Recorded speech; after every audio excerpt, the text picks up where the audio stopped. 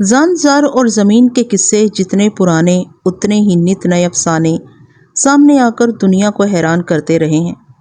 यहाँ भी दिल का मामला था, पर न दिल अपनी जगह था और ना ही निशाना। ऐसे में खता का हो जाना लाजमी अमर था, और जब खता हो जाए तो सज़ा किसी भी रूप में ढल कर ताक़ुब से बाज नहीं आती। वो खतावार की चोली में ऐसे आन गिरती है जैसे यही उसका असल मस्कन हो। कुछ ऐसा ही मसलस यहाँ भी ज़ेरे अताब था, जिसके गिर्द खूने नाहक ने एक मजबूत दायरा खींच लिया था ताकि मुजरिम कानून की दस्तरस से निकलने ना पाए। जहाँ मलक सफदर जैसे बाज़मीर लोग ख्वाल किरदार अदा करते हैं, वहाँ मुआशरे में मुजरिम और जुर्म ज़्यादा देर खुल खेल नहीं सकते। धोखे में जान गंवाने वाले मासूम इंसान का इबरत असर किस्सा। अस्सलाम वालेकुम, मेरा नाम है सादिया और आप देख रहे हैं सादिक लाइब्रेरी। नाजरीन, सबसे पहले तो मैं आप सबका बहुत बहुत शुक्रिया अदा करना चाहती हूँ जो आप मेरी कहानियों को इतना पसंद करते हैं और अपनी भरपूर हौसला अफजाई जारी रखे हुए हैं। दरख्वास्त यही है कि मेरे चैनल पर तावान नावल चल रहा है और उम्मीद करती हूँ कि आप उस नावल को भी ज़रूर सुनेंगे। और अगर आप मलक सफदर हयात साहब की तमाम सीरीज़ को सुनना चाहते हैं तो उसका लिंक प्लेलिस्ट का मैं डिस्क्रिप्शन में दे दूँगी, वहाँ से क्लिक करके आप उनकी तमाम कहानियों को सुन सकते हैं। आइए आगाज़ करते हैं वीडियो का। आगाज़ करने से पहले आप सब लोगों से एक दरख्वास्त है कि चैनल पर अगर नए हैं तो चैनल को सब्सक्राइब करके जाइएगा और बेल के आइकन को लाजमी से प्रेस कीजिएगा, वो बहुत ज़रूरी है। और ऑल नोटिफिकेशन बेल को अगर आपने ऑन नहीं किया ना तो आपको पता नहीं चलेगा कि वीडियो किस टाइम आई है और आपको बर वक्त जो है नोटिफिकेशन नहीं मिलेगा। हाँ, अगर कहानी आपको पसंद आती है तो लाइक कमेंट लाजमी से कीजिएगा और अगर आपको ज़्यादा पसंद आए तो उसको शेयर भी कर दीजिएगा। आइए आगाज़ करते हैं। झंग बस्ती पंजाब का एक ऐसा ज़िला है जहाँ मुल्क के दो बड़े दरिया चेहलम और चनाब हम आगोश होकर एक तरफ तो इस ज़िला की ज़मीन की जरखेज़ी बढ़ाते हैं तो दूसरी जानिब इश्क व मोहब्बत की दास्तानें रकम करते भी नज़र आते हैं। हीर रांझा इस सिलसिले की सबसे बड़ी मिसाल है जो लोक विरसा की हैसियत की हामिल है। उन दिनों मैं उसी ज़िला झंग के एक दूर दराज थाने में तैनात था और इत्तेफाक से मेरा थाना मज़कूरा बाला दोनों दरियाओं के दरमियान वाक़या था और वो मकाम भी मेरे थाने से ज़्यादा दूर नहीं था जहाँ ये दोनों दरिया आपस में मिल जाते थे। एक रोज़ मैं हस्बे मामूल तैयार होकर थाने पहुँचा तो एक सनसनीखेज़ खबर मेरी मुंतज़र थी। वो मई का महीना था, मौसम गर्मा का आगाज़ हो चुका था, गंदम की फसल तैयार खड़ी थी। मैं अपने कमरे में आकर बैठा ही था कि कांस्टेबल ने आकर इतला दी, मलक साहब, साथ वाले पिंड में एक वारदात हो गई है। किस किस्म की वारदात? मैंने कांस्टेबल से पूछा। जनाब, एक गबरू जवान को बड़ी बेदर्दी से कत्ल कर दिया गया है, उसने बताया। थोड़ी देर पहले दो बंदे आए थे थाने, उन्होंने बताया कि कत्ल होने वाले जवान की लाश उधर खेतों में पड़ी है। तुम साथ वाले कौन से पिंड की बात कर रहे हो सिकंदर अली? हमारे थाने से करीब तर दो गांव हैं, एक गुलाबपुर और दूसरा नज़ीराबाद। जी, मैं गुलाबपुर का जिक्र कर रहा हूँ, कांस्टेबल सिकंदर ने जवाब दिया। गुलाबपुर नामी वो गांव मेरे थाने से महज आधे मील के फासले पर वाक़या था, जबकि नज़ीराबाद मेरे थाने के दरमियान लगभग 1.25 मील का फासला था और ये दोनों गांव आपस में शुमालन जनूबन 1 मील के फासले पर आबाद थे। वो इस तरह के गुलाबपुर शुमाल की जानिब और नज़ीराबाद जनूब की तरफ, दोनों गांव की ज़रई अराजी भी आपस में मिली हुई थी। मैंने कांस्टेबल से पूछा, कत्ल की इस वारदात की इतला लेकर आने वाले कहाँ हैं, उन्हें मेरे पास भेजो। जनाब, वो इतला देने के बाद वापस चले गए हैं, कांस्टेबल ने बताया। उन्हें जल्दी थी। वैसे मैंने उनकी तारीख और जुग्राफिया मालूम कर लिया है। मुझे भी बताओ। मैंने सवालिया नज़र से उसकी तरफ देखा। उनमें एक का नाम फयाज और दूसरे का नाम यूसुफ, कांस्टेबल ने जवाब दिया। और उन दोनों बंदों का ताल्लुक भी गुलाबपुर ही से है जनाब। और मकतूल के हदूद अरबा के बारे में क्या पता चला? वो गबरू जवान भी गुलाबपुर ही का रहने वाला है मलक साहब। उसका नाम नासिर है। नासिर कबड्डी का बड़ा माहिर खिलाड़ी था। मैंने कहा, ठीक है सिकंदर, जाए गोवा पर पहुंचने की तैयारी करो। अच्छा जी। उसने इस बात में गर्दन हिलाई और मेरे कमरे से निकल गया। झंग के इस दूर दराज थाने में मेरी तैनाती को अभी चंद माह ही हुए थे। मैं वहाँ के माहौल और सरकर्दा लोगों से तो अच्छी तरह वाकिफ़ हो चुका था, लेकिन बकौल किसे मैं खुद को अभी वहाँ की दाई कहने की पोजीशन में नहीं आया था। 15-20 मिनट के अंदर कांस्टेबल सिकंदर ने आकर मुझे बताया, मलक साहब, मैंने 2 सेहतमंद घोड़ों का बंदोबस्त कर दिया है। आपका जब भी हुक्म हो हम रवाना हो जाएंगे। बस तो हम अभी और इसी वक्त रवाना हो रहे हैं, मैंने कुर्सी छोड़ते हुए कहा। थोड़ी देर के बाद मैं और कांस्टेबल सिकंदर अली 2 घोड़ों पर सवार होकर जय वकुआ की सिमत रवां दवा थे। जैसा कि मैंने आपको बताया, موزہ گلاب پور میرے تھانے سے صرف نصف میل کی دوری پر واقع تھا، لیکن یہ مختصر سا فاصلہ کسی سڑک پر سفر کرتے ہوئے طے نہیں کیا جا سکتا تھا، کیونکہ گلاب پور اور میرے تھانے کے بیچ کچی یا پکی سڑک نام کی کوئی شے نہیں تھی۔ ہمارے گھوڑے کھیتوں کے بیچوں بیچ ایک آڑی ٹیڑھی پگ ڈنڈی پر چلتے ہوئے موزہ گلاب پور پہنچ گئے۔ گاؤں کے اندر پہنچ کر معلوم ہوا کہ ناصر کی لاش کھیتوں میں پڑی ہے۔ چند لوگوں کی نگرانی بلکہ رہنمائی میں ہم جائے وقوع تک رسائی حاصل کرنے میں کامیاب ہو گئے۔ وہ مقام کھیتوں کے بیچ گاؤں سے نصف فرلانگ کے فاصلے پر واقع تھا۔ وہ ایک ادھورا کمرہ تھا جس کی اب چھت دکھائی دے رہی تھی اور نہ ہی دیواریں سلامت تھیں۔ دروازے والی جگہ پر بھی چوکھٹ یا کواڑ دکھائی نہیں دیتے تھے۔ ہاں، بڑے وثوق کے ساتھ یہ کہا جا سکتا تھا کہ گزرے وقتوں میں کبھی وہاں کئی کمرے کی عمارت ہوا کرتی تھی۔ ناصر نامی جوان کی لاش اسی آدھے ادھورے کمرے کے سامنے پڑی تھی۔ جائے وقوع پر 2 درجن سے زائد افراد کا جمگٹا لگا ہوا تھا۔ میں نے سب کو پیچھے ہٹایا اور اکڑوں بیٹھ کر لاش کا معائنہ کرنے لگا۔ بلا شبہ وہ ایک سجیلا گبرو جوان تھا۔ میں نے اس کی عمر کا اندازہ 22 سے 25 کے درمیان قائم کیا، جو بعد ازاں 25 صحیح ثابت ہوا۔ وہ ایک مضبوط و نمایاں قد کاٹ اور پہلوانی بدن کا مالک جوان تھا۔ رنگت گندمی اور سر کے بال کنگرالے۔ قدرت نے اسے کسرتی بدن کی خوبصورتی کے علاوہ مردانہ وجاہت سے بھی دل کھول کر نوازا تھا، لیکن اس وقت وہ زندگی سے خالی گوشت پوست کے ایک ڈھیر سے زیادہ اہمیت نہیں رکھتا تھا۔ ناصر کی حسرت ناک موت کا مجھے دلی صدمہ ہوا تھا۔ میں نے باریک بینی سے جب ناصر کی خون لاش کا جائزہ لیا تو مجھے یہ سمجھنے میں قطعاً کوئی دقت محسوس نہ ہوئی کہ اسے کسی تیز دھار چھرے یا خنجر کے متعدد وار کر کے بڑی بے دردی سے موت کے گھاٹ اتارا گیا تھا۔ اس کے ہاتھوں اور بازوؤں پر موجود زخموں کے نشانات کو دیکھ کر واضح ہو جاتا تھا کہ اس نے خود کو بچانے کے لیے بہت کوشش کی تھی، مگر حملہ آور نے اس کی ایک نہیں چلنے دی تھی اور بالآخر اسے بے بسی کی موت کو گلے لگانا پڑا تھا۔ گاؤں والے ناصر کو کبڈی کے حوالے سے گلاب پور کی آبرو سمجھتے تھے۔ ایسی بے بسی کی موت یہ سوچنے پر مجبور کرتی تھی کہ حملہ آور ایک سے زیادہ افراد تھے، ورنہ وہ گبرو کسی ایک قاتل کے بس کا تو نہیں تھا۔ یہ بات طے تھی کہ اسے کسی سوچی سمجھی سازش کے تحت گھیر کر موت کے گھاٹ اتارا گیا تھا، گویا یہ قتل کی ایک منظم واردات تھی۔ میں نے لاش کے تفصیلی معائنے کے بعد اس پر ایک چادر ڈلوا دی اور موقع پر موجود لوگوں سے پوچھ گچھ کرنے لگا۔ سب سے پہلے جو شخص میرے سامنے آیا اس کی حالت بڑی گیر ہو رہی تھی۔ وہ 60 کے آس پاس کا ایک سانولا سا آدمی تھا۔ اس کا نام بشیر لوہار معلوم ہوا اور منت ریز لہجے میں مجھ سے مستفسر ہوا، تھانے دار صاحب، کس ظالم نے میرے ناصر کی جان لی ہے؟ اس کے درد بھرے سوال نے مجھے بتا دیا کہ وہ مقتول ناصر کا باپ تھا۔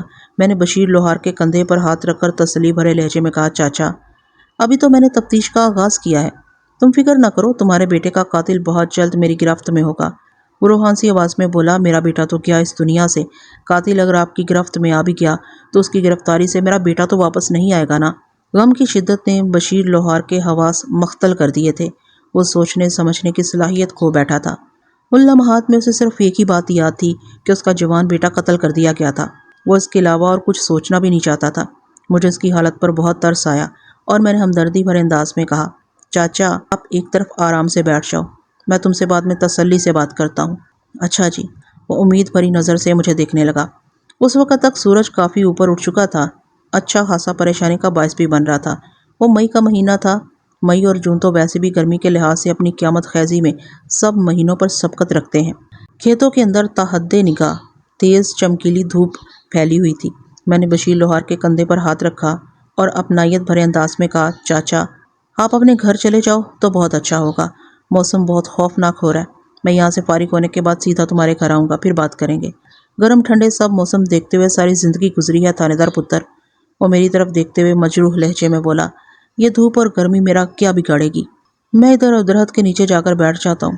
لمحاتی توقف کے بعد وہ دکھی لہجے میں اضافہ کرتے ہوئے بولا، میری سب سے قیمتی متاع، میرے دل کا ٹکڑا زندگی کی بازی ہار گیا، اس سے بڑا صدمہ اور کیا ہوگا میرے لیے؟ میں نے مقتول کے باپ بشیر لوہار سے زیادہ بحث نہیں کی اور اسے ایک بندے کے ساتھ ایک سایہ دار درخت کی جانب بھیج دیا۔ میں فی الحال اس کے ساتھ اس سے زیادہ ہمدردی نہیں کر سکتا تھا۔ جائے وقوع کا میں نے نقشہ تیار کر لیا۔ آلہ قتل کا کوئی سراغ نہیں مل سکا تھا، جن کے لیے میرے تئیں آلات قتل کے الفاظ زیادہ موزوں تھے، کیونکہ مقتول کی لاش اور اس کے بدن پر دکھائی دینے والے متعدد خوفناک گھاؤ کو دیکھ کر اس بات میں کسی شک و شبے کی گنجائش باقی نہیں رہ جاتی تھی کہ ناصر پر حملہ آور ہونے والے افراد 2 یا 2 سے زیادہ تھے۔ تو ظاہر ہے آلات قتل بھی 2 یا 2 سے زیادہ ہی تھے۔ موقع پر موجود گواہوں کے بیانات کا سلسلہ تو بعد میں بھی جاری رکھا جا سکتا تھا۔ میری نظر میں سب سے اہم مسئلہ اس وقت مقتول ناصر کی لاش کو اسپتال بھجوانے کا تھا۔ موسم کے تیور بڑے خطرناک دکھائی دے رہے تھے۔ میں نے فی الفور ناصر کی لاش کو پوسٹ مارٹم کی غرض سے سرکاری اسپتال بھجوا دیا۔ کانسٹیبل سکندر کو بھی میں نے لاش کے ساتھ ہی روانہ کر دیا تھا۔ جائے وقوع کی کارروائی میں اس نے میری بھرپور مدد کی تھی اور اب اس کی وہاں کوئی خاص ضرورت باقی نہیں رہی تھی۔ میں نے اس ادھورے کمرے کے پاس کھڑے ہو کر چاروں چارے نگاہ دوڑائی۔ وہ مقام گاؤں گلاب پور سے محض آدھا فرلانگ کے فاصلے پر کھیتوں کے درمیان واقع تھا۔ لاش کی حالت کو دیکھ کر اندازہ ہوتا تھا کہ اسے رات کے وسطی حصے میں موت کے گھاٹ اتارا گیا تھا۔ اس بات کا پتہ چلانا بہت ضروری تھا کہ آدھی رات کے وقت وہ اپنے گھر سے نصف فرلانگ دور کھیتوں کے اندر کیا کر رہا تھا۔ یہ سوال بہت زیادہ اہمیت کا حامل تھا۔ میں نے وہاں موجود لوگوں سے گھما پھرا کر قتل کی اس لرزہ خیز واردات کے بارے میں مختلف سوالات کیے، لیکن کوئی بھی مجھے تسلی بخش جواب نہ دے سکا جو تفتیش کو آگے بڑھانے میں مددگار ثابت ہو سکتا۔ میں نے ان 2 افراد سے بھی پوچھ گچھ کی جو اس اندھونک واقعے کی اطلاع لے کر تھانے آئے تھے۔ فیاض اور یوسف بھی اس قتل کے حوالے سے کچھ نہیں جانتے تھے۔ آخر میں نے اس آدمی سے سوال و جواب کیے جس نے آج صبح ناصر کی لاش کو اس ادھورے کمرے کے باہر پڑے دیکھا تھا۔ اس بندے کا نام الیاس اور عمر 50 سے متجاوز تھی۔ پیشے کے اعتبار سے الیاس کمہار تھا۔ وہ مختلف قسم کے چھوٹے بڑے برتن تیار کیا کرتا تھا اور ظاہر ہے ان برتنوں کی تیاری کے لیے چکنی مٹی کی ضرورت ہوتی تھی۔ الیاس، تم صبح ہی صبح کہاں جا رہے تھے؟ میں نے اس کے چہرے پر نگاہ جماتے ہوئے سوال کیا۔ سرکار، ملا کی دوڑ مسجد تک ہوتی ہے، وہ اپنے مخصوص انداز میں بولا۔ میں جدی پشتی کمہار ہوں جناب، میرے ہاتھ مٹی کے ساتھ کھیل کر اسے برتنوں کی شکل دیتے ہیں بس سرکار۔ میں بھی روزانہ مٹی کی تلاش میں صبح ہی صبح گھر سے نکل کھڑا ہوتا ہوں۔ آج بھی میں اسی کام سے جا رہا تھا۔ موتی بھی میرے ساتھ تھا۔ ناصر کی لاش کو دیکھ کر ہم دونوں کو جھٹکا لگا۔ موتی کون؟ اس کے خاموش ہوتے ہی میں نے پوچھا۔ موتی میرے پالتو کتے کا نام ہے تھانے دار صاحب، وہ وضاحت کرتے ہوئے بولا۔ اسے آپ گاؤں کی گلیوں میں آوارہ پھرنے والا کوئی کتا نہ سمجھیں۔ موتی بہت تمیزدار اور سمجھدار کتا ہے۔ مجھے یہ اندازہ لگانے میں قطعاً کوئی دقت محسوس نہ ہوئی کہ الیاس ایک باتونی شخص تھا اور اپنی باتوں کو خواہاں طویل کرنا بھی اس کی عادت میں شامل تھا۔ تم اور تمہارا کتا موتی حسب معمول آج صبح کھیتوں کی طرف جا رہے تھے۔ میں نے اسے واپس موضوع کی طرف لاتے ہوئے کہا۔ تم نے ناصر کی لاش کو دیکھا تو پریشان ہو گئے، پھر تم نے کیا کیا؟ میں نے لاش کو دیکھ کر اونچی آواز میں چیخنا چلانا شروع کر دیا، وہ جواب دیتے ہوئے بولا۔ اس وقت کھیتوں میں اکا دکا لوگ اپنے کام کا آغاز کر چکے تھے۔ میری آواز پر وہ فوراً متوجہ ہو گئے اور میری جانب لپکے۔ دیکھتے ہی دیکھتے یہاں موجود ہر شخص کو پتہ چل گیا کہ بشیر لوہار کے لڑکے ناصر کو کسی نے بے دردی سے قتل کر دیا ہے۔ وہ اپنی طویل بات ختم کر کے خاموش ہوا تو میں نے گہری سنجیدگی سے پوچھا، کیا تم روزانہ صبح اپنے موتی کے ساتھ اسی راستے سے گزرتے ہو؟ میرا مطلب ہے اس ادھورے کمرے کے پاس سے تمہارا گزر ہوتا ہے؟ نہیں جناب، میرا راستہ تو ذرا ہٹ کر ہے، میں ادھر سے گزرتا ہوں۔ بات کے اختتام پر اس نے 100 گز دور ایک جانب اشارہ بھی کر دیا۔ میں نے پوچھا، آج اس کمرے کے قریب سے گزرنے کا کوئی خاص سبب تھا؟ جی ہاں، خاص سبب تھا، وہ اس بات میں سر ہلاتے ہوئے بولا۔ میں نے سوالی انداز میں اس کی طرف دیکھا۔ کیا سبب تھا؟ میں تو جناب ہمیشہ کی طرح آج بھی اپنے راستے پر جا رہا تھا، وہ وضاحت کرتے ہوئے بولا۔ اچانک موتی نے ہلکے پھلکے غرانا اور پھر بھونکنا شروع کر دیا۔ موتی کی اس حرکت پر میں چونک اٹھا، کیونکہ میرا تجربہ یہ ہے کہ موتی جب بھی اس قسم کا رد عمل ظاہر کرتا ہے کوئی نہ کوئی مصیبت ضرور نازل ہوتی ہے، اور آج بھی بالکل ویسا ہی ہوا۔ میں نے موتی کی حرکت پر توجہ دی تو یہ اپنے راستے سے ہٹ کر اس کمرے کی جانب بڑھنے لگا۔ میں بھی اس کے پیچھے چل پڑا اور یہاں پہنچ گیا۔ اس کے بعد کی بات میں آپ کو بتا ہی چکا ہوں۔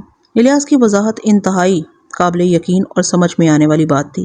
جانور خصوصاً کتا بہت سے ایسے معاملات کا ادراک کر لیتا ہے جو انسان کے بس کی بات نہیں، خاص طور پر اس کے سونگھنے کی حس ناقابل یقین حد تک تیز ہوتی ہے۔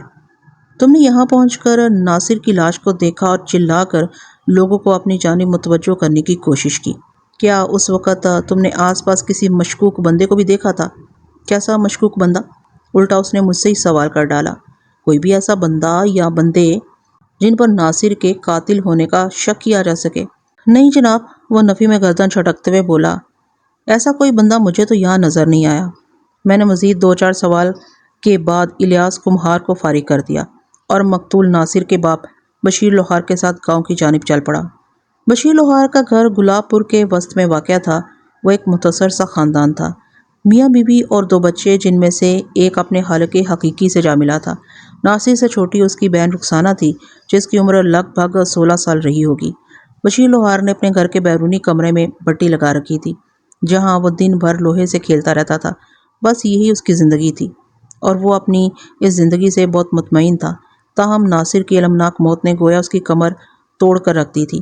بشیر مجھے اپنے گھر کے اندرونی حصے میں لے گیا اور برآمدے میں بٹھایا۔ وہ خود بھی میرے سامنے ہی بیٹھ گیا۔ میں نے نہایت ہی سنجیدگی سے کہا، بشیر چاچا، تمہارے بیٹے کے ساتھ جو بھی افسوسناک واقعہ پیش آیا اس کا مجھے بہت دکھ ہے اور میں تمہارے غم میں برابر کا شریک ہوں۔ میری اولین کوشش یہی ہوگی کہ میں اس واقعے کے ذمہ دار کو جلد از جلد قانون کی گرفت میں لا کر سخت ترین سزا دلواؤں، لیکن اس کے لیے مجھے تمہارے بھرپور تعاون کی ضرورت پیش آئے گی۔ بشیر کی بیوی زبیدہ بی بی بھی میرے سامنے آ کر بیٹھ گئی تھی۔ میں نے جو بات بشیر سے کی تھی وہ اس نے بھی سن لی تھی۔ بشیر کے جواب سے پہلے وہ بول اٹھی، تھانے دار صاحب بتائیں ہم آپ کی کیا مدد کر سکتے ہیں؟ اس نے غمزدہ لہجے میں کہا، ہماری تو دنیا ہی اندھیر ہو کر رہ گئی ہے۔ میں سمجھ سکتا ہوں یہ کتنا بڑا واقعہ ہے۔ اگر میں ہاتھ پر ہاتھ رکھے بیٹھا رہا تو پھر کبھی یہ گتھی حل نہیں ہو سکے گی۔ بشیر کی بنسبت اس کی بیوی میں زیادہ دم خم نظر آتا تھا۔ میری بات کے جواب میں اس نے کہا، میں بھی یہی چاہتی ہوں کہ جس ظالم نے میرے ناصر سے حیاتی چھینی ہے وہ جلد از جلد عبرتناک انجام کو پہنچے۔ آپ بتائیں آپ کو ہم سے کس قسم کا تعاون چاہیے؟ ہم وہ ہر تعاون کرنے کے لیے تیار ہیں۔ بس تو پھر ٹھیک ہے۔ میں نے مطمئن انداز میں گردن ہلائی۔ مجھے بتائیں ناصر کا قتل کون کر سکتا ہے؟ یہ بتانا تو بہت مشکل ہے جناب۔ بشیر بے بسی سے میری طرف دیکھتے ہوئے بولا، رب ہی بہتر جانتا ہے۔ رب تو بہتر جانتا ہی ہے، لیکن جب تک آپ کسی پر شک ظاہر نہیں کریں گے تفتیش کی گاڑی آگے نہیں بڑھ سکے گی۔ بشیر نے معذرت خواہانہ انداز میں کہا، ناصر تو پورے گاؤں کی آنکھوں کا تارا تھا۔ ابھی پچھلے مہینے ہی تو اس نے کبڈی کا ٹورنامنٹ جیتا تھا۔ اگر ناصر گلاب پور کی کبڈی ٹیم میں نہ ہوتا تو جیت کا اعزاز نذیر آباد کے حصے میں آنا تھا۔ اس ٹورنامنٹ میں 4 گاؤں کی ٹیموں نے حصہ لیا تھا، سلطان نگر اور چک 42 تو ابتدا ہی میں کٹ گئی تھیں۔ اصل کانٹے کا مقابلہ گلاب پور اور نذیر آباد کے درمیان تھا۔ فائنل میچ میں ناصر کی عمدہ کارکردگی نے گلاب پور کا سر فخر سے بلند کر دیا تھا۔ یہ ٹورنامنٹ ہر سال اپریل کے مہینے میں منعقد کرایا جاتا ہے۔ بشیر لوہا نے کبڈی ٹورنامنٹ کے حوالے سے بات ختم کی تو میں نے سوال کیا، چاچا تمہارے بیٹے کی کبڈی کی تو میں نے بھی بڑی تعریف سنی ہے۔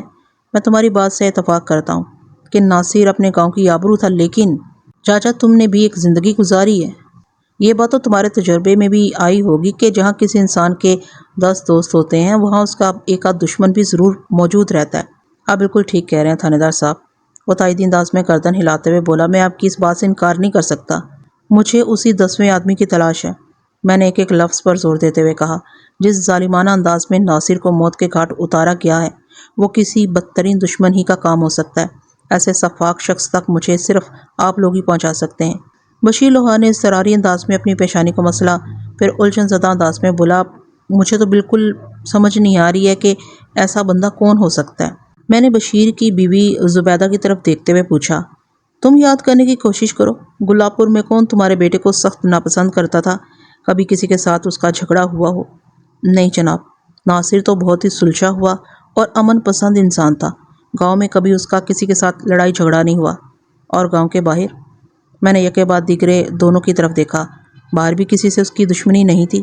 بشیر لوہا نے جواب دیا، وہ سارا دن میرے ساتھ کام میں مصروف رہتا تھا، صبح و شام ورزش وغیرہ کے لیے اکھاڑے میں چلا جاتا تھا۔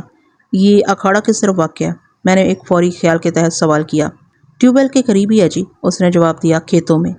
ٹیوب ویل کے نام پر میں چونکا۔ کیا تم اسی ٹیوب ویل کی بات کر رہے ہو جو پہلے اس جگہ ہوا کرتا تھا جہاں ناصر کی لاش ملی ہے؟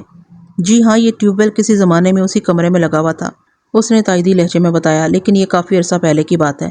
بشیر چاچا، میری تجربہ کار نگاہ بتاتی ہے کہ تمہارے بیٹے کو پچھلی رات کے درمیانی حصے میں قتل کیا گیا ہے۔ تم نے بتایا کہ ناصر صبح و شام اکھاڑے میں کسرت وغیرہ کے لیے جایا کرتا تھا، پھر وہ آدھی رات کو گھر سے باہر کیا کر رہا تھا، وہ بھی اکھاڑے سے 100-200 گز دور؟ یہ بات تو ہماری بھی سمجھ میں نہیں آ رہی تھانے دار صاحب۔ زبیدہ بی بی نے تفکر آمیز نظر سے مجھے دیکھا۔ ناصر پچھلی رات ادھر کیا کرنے گیا تھا؟ کیا وہ رات کو معمول کے مطابق گھر میں سویا تھا؟ جی بالکل، زبیدہ نے جواب دیا۔ بشیر لوہار بولا، کل شام سے پہلے وہ ورزش کرنے اکھاڑے میں بھی گیا تھا، پھر ہم چاروں نے ایک ساتھ بیٹھ کر کھانا کھایا اور تھوڑی دیر کے بعد سونے کے لیے لیٹ گئے۔ آپ لوگ رات میں سوتے کہاں ہیں؟ میں نے ان سے پوچھا۔ موسم ایسا ہے کہ کمروں کے اندر گھس کر سونا ممکن نہیں رہا۔ آپ بالکل ٹھیک کہہ رہے ہیں جناب، آج کل دن تو دن رات میں بھی اچھی خاصی گرمی ہو رہی ہے، بشیر نے جواب دیا۔ میں، زبیدہ اور ہماری بیٹی رخسانہ گھر کے صحن میں چارپائیاں بچھا کر سوتے ہیں۔ اور ناصر؟ وہ رات کو کہاں سوتا تھا؟ وہ چھت پر سوتا تھا جی، زبیدہ نے جواب دیا۔ بشیر نے کہا صرف سردیوں کے 2-3 مہینے وہ اپنی چارپائی نیچے لاتا تھا، ورنہ اس کی ہمیشہ سے یہ عادت تھی کہ وہ رات کو چھت پر ہی سویا کرتا تھا۔ میں وہ جگہ دیکھنا چاہتا ہوں جہاں ناصر رات کو سوتا تھا، آپ آئیں میرے ساتھ۔ تھوڑی دیر بعد ہم دونوں چھت پر پہنچے جہاں پر ایک چارپائی بچھی ہوئی تھی۔ چارپائی پر ایک تکیہ اور چادر بھی موجود تھی۔ ان دونوں چیزوں کی موجودگی بتاتی تھی کہ وہاں رات کوئی سویا تھا۔ میں نے چاروں جانب نگاہ دوڑا کر ماحول کا جائزہ لیا۔ شہروں کی طرح گاؤں میں کثیر المنزلہ مکانات تعمیر نہیں کیے جاتے۔ چودھری یا گاؤں کے کسی بڑے گھر کے علاوہ تمام مکان کچے اور ایک منزلہ ہی ہوتے ہیں۔ میں 55-60 سال پہلے کی بات کر رہا ہوں جب 99% مکانات مٹی سے بنائے جاتے تھے۔ آج کل تو گاؤں دیہات کی شکل ہی بدل کر رہ گئی ہے۔ پنجاب کے 70% گاؤں میں آج بجلی پانی کی سہولت موجود ہے۔ مکانات پختہ اینٹوں سے تعمیر کیے جاتے ہیں۔ سواری میں موٹر سائیکل عام دیکھنے میں آتی ہے اور موبائل فون کا استعمال بھی کافی بڑھ گیا ہے۔ گلاب پور ایک روایتی گاؤں تھا۔ بیشتر مکانوں کی چھتیں ایک دوسرے کے ساتھ ملی ہوئی تھیں۔ میں نے گرد و پیش کا اچھی طرح جائزہ لیا اور ایک مرتبہ پھر ہم نیچے برآمدے میں آ کر بیٹھ گئے۔ میں نے ایک مرتبہ پھر سوال و جواب کا سلسلہ شروع کر دیا۔ آپ لوگوں کو کب پتہ چلا کہ ناصر گھر میں موجود نہیں؟ آج صبح ہی پتہ چلا تھا جی، بشیر لوہار نے بتایا۔ ناصر کو صبح اٹھنے میں کافی پریشانی ہوتی ہے۔ اس کی آنکھ آسانی سے نہیں کھلتی۔ اس نے زبیدہ کی ڈیوٹی لگا رکھی تھی کہ وہ لیل صبح اسے جگایا کرے۔ زبیدہ فجر کی اذان کے ساتھ ہی جاگ جاتی ہے۔ آج صبح جب یہ ناصر کو اٹھانے کے لیے چھت پر پہنچی تو وہ وہاں موجود نہیں تھا۔ موجود نہیں تھا کا کیا مطلب ہے؟ میں نے اضطراری انداز میں پوچھا۔ اسی وقت زبیدہ لسی والا جگ اور گلاس لے کر ہمارے پاس پہنچ گئی۔ بشیر نے اپنی بیوی کی طرف اشارہ کرتے ہوئے کہا، آپ اسی سے پوچھ لیں کہ آج صبح چھت پر اس نے کیا نظارہ دیکھا تھا۔ نظارہ؟ میں نے ان دونوں کے چہرے دیکھے۔ بشیر لوہار کی دونوں باتوں نے مجھے بری طرح چونکا دیا تھا۔ میرے اندر سے ایک آواز اٹھی کہ اس کیس کا کوئی سرا میرے ہاتھ آنے والا ہے۔ زبیدہ میرے لیے ایک گلاس میں لسی انڈیل چکی تو میں نے اس سے پوچھا، زبیدہ بی بی، بشیر چاچا کیا کہہ رہے ہیں؟ آج صبح جب تم ناصر کو اٹھانے چھت پر پہنچی تو تم نے کون سا نظارہ دیکھا تھا؟ وہ ایک طرف بیٹھ گئی۔ میں تو جی روزانہ ہی صبح سے جگانے جایا کرتی تھی، لیکن آج جو کچھ میں نے دیکھا وہ پہلے کبھی نہیں دیکھا تھا، اور وہی تو میں بھی جاننا چاہتا ہوں۔ میں نے سرسراتی ہوئی آواز میں کہا، جناب میں روزانہ چھت پر جا کر اسے آواز دیا کرتی تھی، ناصر پتر اٹھ جا، صبح ہو گئی ہے۔ وہ وضاحت کرتے ہوئے بولی۔ دوسری نہیں تو تیسری آواز پر وہ آنکھیں ملتا ہوا اٹھ کر بیٹھ جاتا تھا، لیکن آج صبح جب ایسا نہیں ہوا تو مجھے حیرت ہوئی اور میں نے جھنجھوڑ کر اسے جگانے کی کوشش کی، اور اسی وقت پتہ چلا کہ ناصر تو چارپائی پر موجود ہی نہیں۔ چارپائی پر چادر کے نیچے تکیہ اس طرح رکھا ہوا تھا کہ دور سے دیکھنے پر یہی نظر آئے کہ وہاں کوئی سو رہا ہے۔ اوہو، میں نے متاسفانہ انداز میں کہا، اس کا مطلب ہے پچھلی رات ناصر اپنی مرضی سے گھر سے نکلا تھا۔ وہ نہیں چاہتا تھا کہ آپ لوگوں میں سے کسی کو اس کی غیر حاضری کا احساس ہو۔ جی یہی بات سمجھ میں آ رہی ہے، بشیر نے کمزور سی آواز میں کہا۔ اس کا مطلب ہے، میں نے سوچ میں ڈوبے ہوئے لہجے میں کہا، وہ اس سے پہلے بھی یہ حرکت کرتا رہا ہوگا۔ جناب اگر پہلے ناصر نے ایسا کیا ہوتا تو زبیدہ کی نظر میں آ جاتا، بشیر نے کہا۔ نہیں، میں نے بڑی شدت سے نفی میں گردن ہلائی۔ اس سے پہلے وہ اس لیے زبیدہ کی پکڑ میں نہیں آیا کہ صبح سے پہلے وہ واپس آ جایا کرتا ہوگا۔ ان لمحوں میں میرا ذہن نہایت ہی تیز رفتاری سے کام کر رہا تھا۔ صرف ایک نکتے نے یہ کیس کھول کر میرے سامنے رکھ دیا تھا۔ مجھے اس معاملے میں سے عشق معشوقی کی بو آ رہی تھی۔ یہ آپ کیا کہہ رہے ہیں تھانے دار جی؟ ایسی کوئی بات ہمارے علم میں تو نہیں۔ میں بالکل سچ کہہ رہا ہوں۔ میں نے باری باری ان دونوں کی آنکھوں میں جھانکا۔ آپ لوگوں کا بیٹا رات کی تاریکی میں کسی سے ملنے گھر سے باہر جایا کرتا تھا۔ زیادہ امکان اس بات کا ہے کہ وہ کوئی لڑکی ہے۔ بتائیں، ناصر کا گاؤں کی کسی لڑکی کے ساتھ چکر چل رہا تھا؟ دونوں نے بے یقینی سے ایک دوسرے کی طرف دیکھا۔ پھر بشیر نے مجھ سے کہا، تھانے دار جی، ناصر اس قسم کا لڑکا نہیں تھا۔ وہ تو گلاب پور کی لڑکیوں اور عورتوں کو اپنی مائیں بہنیں سمجھتا تھا۔ وہ کبھی کسی کی طرف آنکھ اٹھا کر نہیں دیکھتا تھا۔ میں مان ہی نہیں سکتا کہ اس کا کسی لڑکی سے کوئی محبت کا معاملہ نہ چل رہا ہو۔ وہ پچھلی رات اسی لڑکی سے ملاقات کرنے کھیتوں میں پہنچا تھا۔ اگر آپ لوگ مجھے اس لڑکی کے بارے میں صاف صاف بتا دو تو میں بڑی آسانی سے ناصر کے قاتلوں تک پہنچ جاؤں گا۔ وہی لڑکی صحیح معنوں میں بتا سکتی ہے کہ پچھلی رات ادھر کھیتوں میں کیا واقعہ پیش آیا تھا۔ جناب آپ ہم سے بڑی سے بڑی قسم لے لیں، ہمیں ناصر کے کسی بھی ایسے معاملے کی خبر نہیں، بشیر نے منت آمیز لہجے میں کہا، اور نہ ہی ہم ایسی کسی لڑکی کو جانتے ہیں۔ بشیر چاچا، عشق اور مشق چھپائے نہیں چھپتے، اور قسمیں کھانے یا کھلانے سے پولیس والوں کا کام نہیں چلتا، میں نے سنسناتے ہوئے لہجے میں کہا۔ میں بہت جلد اس بات کا پتہ چلا لوں گا کہ پچھلی رات تمہارا بیٹا کس سے ملنے کھیتوں میں پہنچا تھا، لیکن اچھا یہی ہوتا کہ آپ لوگوں سے مجھے پتہ چلتا۔ زبیدہ نے بے بسی سے کہا، اگر ہمیں اس معاملے کی ذرا بھی سنگن ہوتی تو ہم آپ کو ضرور بتا دیتے۔ ہم یہ نہیں کہتے کہ آپ کا اندازہ غلط ہے یا آپ جھوٹ بول رہے ہیں، بشیر نے عاجزی سے کہا، لیکن حقیقت یہی ہے کہ ہمیں اس حوالے سے کچھ بھی پتہ نہیں۔ ٹھیک ہے، میں آپ لوگوں کی بات کا یقین کر لیتا ہوں۔ اکثر ماں باپ کو اپنی اولاد کی سرگرمیوں کی خبر نہیں ہوتی اور وہ انہیں معصوم اور بے خطا ہی سمجھتے رہتے ہیں۔ پھر جب ان کا کوئی کارنامہ سامنے آتا ہے تو دانتوں میں انگلیاں دبا کر رہ جاتے ہیں۔ ناصر کے معاملے میں بھی بہت جلد ایسا ہی ہوگا۔ اچھا یہ بتائیں، گلاب پور میں ناصر کی سب سے زیادہ گہری دوستی کس کے ساتھ تھی؟ شمیل کے ساتھ، وہ بیک زبان ہو کر بولے۔ میں نے ٹھوس انداز میں کہا، مجھے یقین ہے جو بات آپ کے علم میں نہیں وہ جمیل کو ضرور پتہ ہوگی۔ کیا آپ میں سے کوئی جمیل کو یہاں بلا سکتا ہے؟ میں اسے پوچھ گچھ کرنا چاہتا ہوں، یا آپ مجھے اس کے گھر تک پہنچا دیں۔ وہ تو ہمارا پڑوسی ہے جناب، بشیر نے بتایا، ادھر ساتھ والے گھر میں رہتا ہے، لیکن ابھی اس سے ملاقات نہیں ہو سکتی۔ کیوں نہیں ہو سکتی ملاقات؟ میں نے چونک کر اس کی طرف دیکھا۔ وہ 2 دن سے ٹوبہ ٹیکسنگ کیا ہوا ہے، اس نے جواب دیا۔ میں نے کل ہی جمیل کے بارے میں ناصر سے پوچھا تھا، اس نے بتایا تھا جمیل پرسوں واپس آئے گا، یعنی کل۔ ٹھیک ہے، جمیل تو کل واپس آئے گا، لیکن میں پھر بھی اس کے گھر والوں سے پوچھ کر اپنی تسلی کرنا چاہتا ہوں۔ جمیل کے باپ کی پرچون کی دکان ہے اور وہ اس وقت دکان پر ہی ہوگا، بشیر نے کہا۔ آپ میرے ساتھ آئیں، میں آپ کو کفیل سے ملوا دیتا ہوں۔ میں اٹھ کر کھڑا ہو گیا اور پوچھا، کیا کفیل کی دکان یہاں سے دور ہے؟ نہیں جی، اس نے گھر کے اندر ہی بیٹھک میں دکان کھولی ہوئی ہے، اس نے جواب دیا۔ ایک دروازے سے نکلیں گے تو ساتھ ہی آپ کو کفیل کی دکان نظر آ جائے گی۔ ہم دونوں اس کے گھر سے باہر نکل آئے۔ بشیر لوہار نے بالکل ٹھیک کہا تھا۔ جیسے ہی میں نے اس کے دروازے سے قدم باہر نکالا، کفیل کی پرچون والی دکان میری نگاہوں کے سامنے آ گئی۔ آتے وقت میں نے اس دکان کی طرف دھیان نہیں دیا تھا۔ کفیل کی عمر 40 سے چڑھتی ہوئی تھی۔ وہ ایک دبلا اور دراز قامت شخص تھا۔ اس نے ہلکی ہلکی مونچھیں رکھی ہوئی تھی اور سر پر سفید ٹوپی بھی لگا رکھی تھی۔ میں نے لگ بھگ 15 منٹ تک اس کے ساتھ گفتگو کی۔ وہ مجھے دیکھ کر اپنے کام کو سمیٹ بیٹھا تھا اور پوری توجہ مجھ پر مبذول کر دی تھی۔ اسے ناصر کی موت کا دلی صدمہ تھا، اس لیے نہیں کہ مقتول ناصر اس کے بیٹے کا گہرا دوست تھا، بلکہ اس لیے کہ وہ ناصر اور اس کی کبڈی کو بے حد پسند کرتا تھا۔ وہ خود بھی جوانی میں یہ کھیل کھیل چکا تھا۔ اس نے پوری کوشش کی تھی کہ اس کا بیٹا جمیل بھی پہلوانی اور شہ زوری کے کاموں میں حصہ لے، لیکن جمیل نے اسے سخت مایوس کیا تھا۔ جمیل کو کبھی اس قسم کا کوئی شوق رہا ہی نہیں تھا۔ کفیل سے ہونے والی گفتگو اس لحاظ سے بے نتیجہ رہی کہ وہ ناصر کے قتل کے حوالے سے مجھے معلومات فراہم نہیں کر سکا تھا۔ وہ بھی مقتول کے کسی جانی دشمن کے بارے میں کچھ نہیں جانتا تھا۔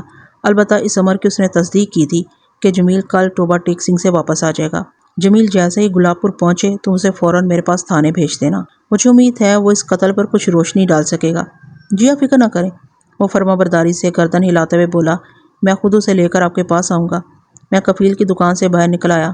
میں نے واپسی کا ارادہ ظاہر کیا تو بشیر لوہار نے مجھ سے پوچھا، تھانے دار صاحب، ناصر کی لاش کب تک مجھے مل جائے گی؟ میں اس دکھی باپ کی دلی کیفیات کو بخوبی محسوس کر سکتا تھا۔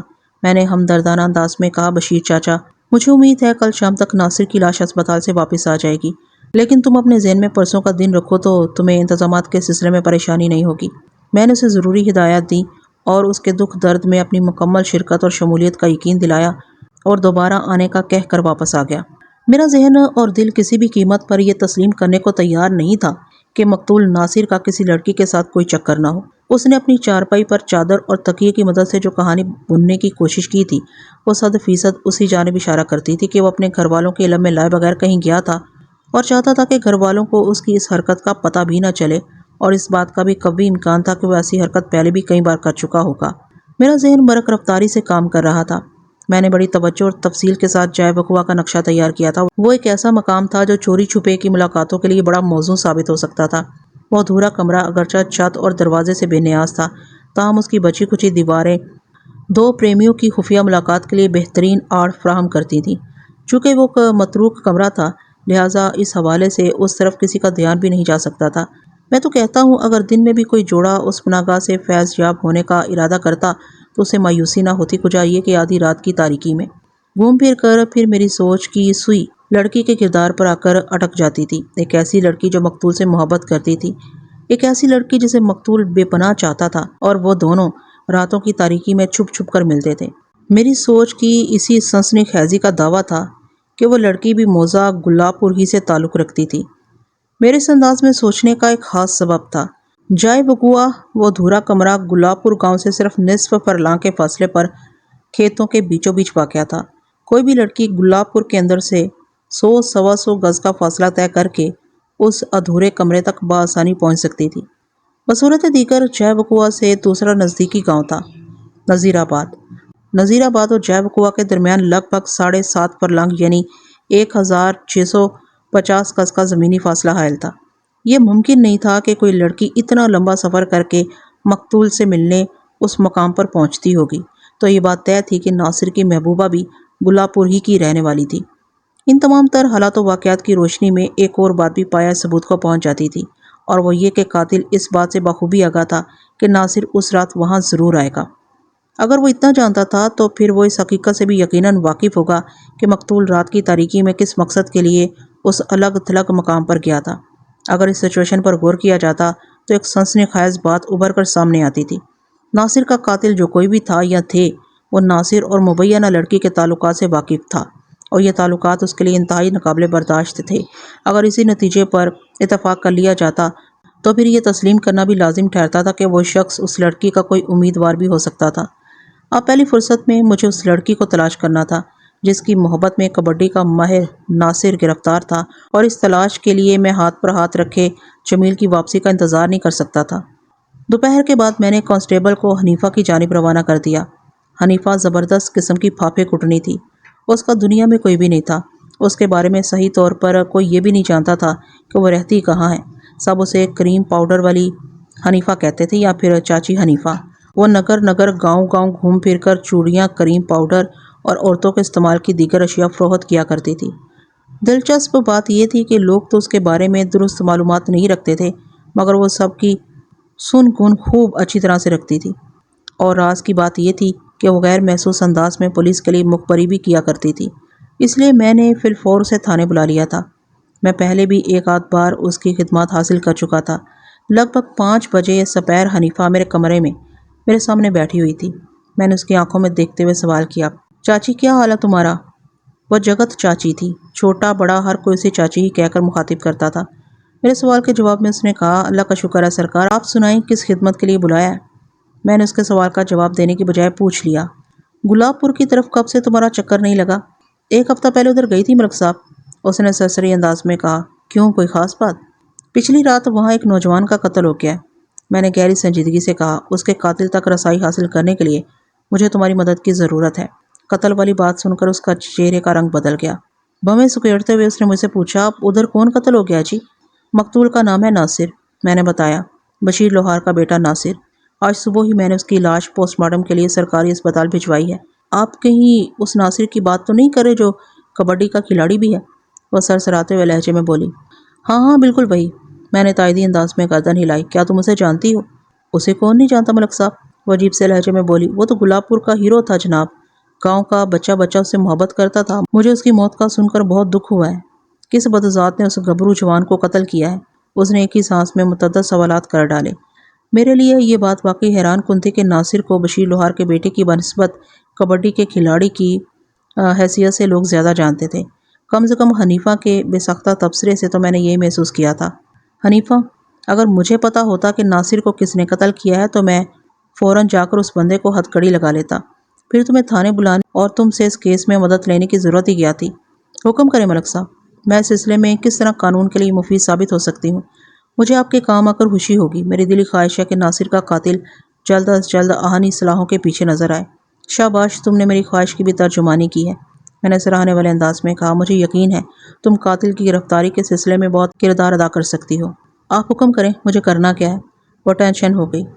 ابھی تھوڑی دیر پہلے تم نے بڑے جذباتی انداز میں بتایا کہ گلاب پور کا بچہ ناصر سے محبت کرتا تھا، ایسا کہا ہے یا نہیں؟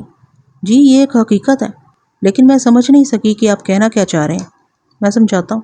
یہ ٹھیک ہے کہ گلاب پور کا بچہ مقتول ناصر سے بے پناہ محبت کرتا تھا، لیکن میں یہ جاننا چاہتا ہوں کہ وہ جوان گلاب پور کی کس حسینہ سے محبت کرتا تھا، گاؤں کی کس لڑکی کے ساتھ اس کا معاشقہ چل رہا تھا؟ اوہو، اس نے گہری سانس خارج کی اور بولی، تو قتل کی اس واردات کا تعلق ناصر کی محبت کی کسی کہانی کے ساتھ بھی جڑا ہوا ہے؟ 101% حنیفہ، میں نے اپنی بات پر زور دیتے ہوئے کہا۔ وہ گمبھیر انداز میں مستفسر ہوئی۔ آپ کا مطلب ہے اسی لڑکی نے ناصر کا خون کیا ہے؟ نہیں، میرا یہ مطلب ہرگز نہیں، میں نے نفی میں گردن ہلائی۔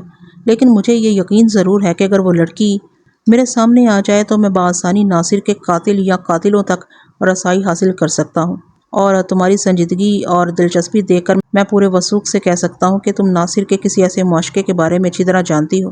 اچھی طرح تو نہیں، مگر مجھے کچھ اڑتی خبر ضرور ہے، وہ ٹھوس لہجے میں بولی۔ آپ مجھے 1 دن کی مہلت دیں تو میں دودھ کا دودھ اور پانی کا پانی الگ کر کے آپ کے سامنے رکھ دوں گی۔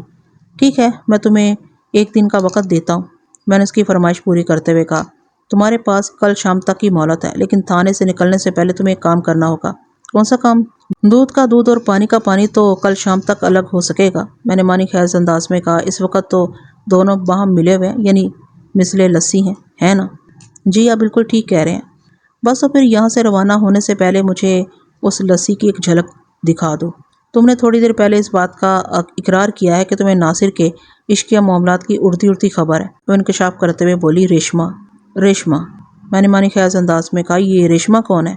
ریشمہ کا اصل نام ریشم ہے جی، وہ وضاحت کرتے ہوئے بولی۔ یہ شکور ترکان کی بیٹی ہے جو ادھر گلاب پور ہی میں رہتا ہے، لیکن ملک صاحب یہ ابھی کچی پکی اطلاع ہے، آپ نے مجھے تصدیق کرنے کے لیے 1 دن دیا ہے، میں کل آپ سے کوئی ٹھوس بات کروں گی۔ ٹھیک ہے حنیفہ، میں نے سوچ میں ڈوبے ہوئے لہجے میں کہا، ذرا ہاتھ پاؤں بچا کر کام کرنا، کسی کو احساس نہیں ہونا چاہیے کہ تم کس مشن پر ہو۔ اگلے روز گرمی کا زور مزید بڑھ گیا تھا۔ گزشتہ روز کی بنسبت آج دھوپ میں کہیں زیادہ تپش پائی جاتی تھی۔ سورج نکلنے سے پہلے ہوا بند ہو گئی تھی، لگتا تھا آج کا دن بہت قیامت خیز گزرے گا۔ اس سال گرمیاں کچھ زیادہ ہی شدت اختیار کر گئی تھیں۔ میں نے دن کے کھانے سے فارغ ہونے کے بعد ظہر کی نماز ادا کی ہی تھی کہ مجھے اطلاع دی گئی، گلاب پور سے 2 افراد مجھ سے ملنے آئے ہیں۔ میں نے انہیں فوراً اپنے کمرے میں بلا لیا۔ ان میں ایک کفیل کریانہ فروش اور دوسرا اس کا بیٹا جمیل تھا۔ رسمی لیکس لیک کے بعد دراز قامت کفیل نے کہا، تھانے دار صاحب، میں نے اپنا وعدہ پورا کر دیا۔ جمیل نے گھر میں قدم رکھا ہی تھا کہ میں اسے لے کر آپ کے پاس آ گیا ہوں۔ شاباش، میں نے سراہنے والے انداز میں کہا، کفیل اگر تمہاری طرح ہر شخص فرض شناس اور ذمہ داری کا مظاہرہ کرے تو ہمارا ملک جنت سے بھی زیادہ خوبصورت بن سکتا ہے۔ بس جی، میں تو اپنا فرض پورا کرنے کی کوشش کرتا ہوں، وہ سادگی سے بولا، آگے اللہ کی مرضی۔ کفیل، ابھی تھوڑی دیر کے لیے تم باہر جا کر برآمدے میں بیٹھو، میں جمیل سے تنہائی میں چند باتیں کرنا چاہتا ہوں۔ جی ضرور، وہ اٹھ کر کھڑا ہو گیا، پھر میری طرف دیکھتے ہوئے بولا، تھانے دار صاحب، آپ جمیل سے دل کھول کر باتیں کریں اور مجھے اجازت دیں۔ ٹھیک ہے، اگر تم چاہو تو واپس جا سکتے ہو۔ وہ بیٹے کی طرف دیکھتے ہوئے بولا، جمیل، یہاں سے فارغ ہونے کے بعد تم سیدھے گھر ہی آنا، ٹھیک ہے ابا جی، آپ بے فکر ہو جائیں۔ کفیل تھانے سے رخصت ہوا تو میں جمیل کی جانب متوجہ ہو گیا۔ وہ ایک گورا چٹا اور پستہ قامت جوان تھا، عمر 25 کے ارد گرد نظر آتی تھی۔ اس وقت وہ خاصا غمزدہ دکھائی دیتا تھا۔ میں نے براہ راست گفتگو کا آغاز کرتے ہوئے پوچھا، جمیل، تمہیں ناصر کو پیش آنے والے واقعے کا پتہ تو چل ہی گیا ہوگا؟ جی تھانے دار صاحب، اس نے اس بات میں گردن ہلائی، مجھے اس کی موت کا جتنا دکھ ہے میں بیان نہیں کر سکتا۔ تم بیان نہ کرو، پھر بھی میں تمہارے غم کو محسوس کر سکتا ہوں، میں نے ہمدردی بھرے لہجے میں کہا۔ پھر پوچھا، تمہارے خیال میں ناصر کی موت کا ذمہ دار کون ہو سکتا ہے؟